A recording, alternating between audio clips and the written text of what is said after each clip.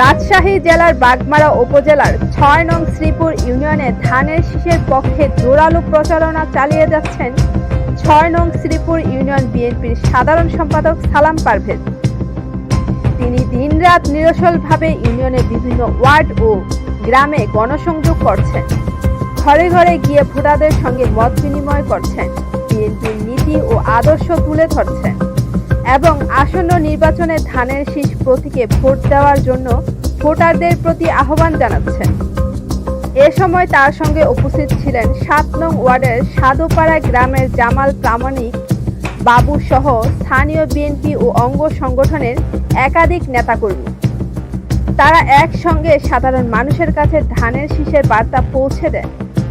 স্থানীয় ভোটারদের সঙ্গে কথা বলে জানা যায়, সালাম পারভেজের এই ধারাবাহিক ও আন্তরিক প্রচারণায় ভোটারদের মধ্যে ব্যাপক সাড়া পড়েছে। সাধারণ মানুষ স্বতঃস্ফূর্তভাবে ধানের শীষের প্রতি তাদের সমর্থন প্রকাশ করেছেন।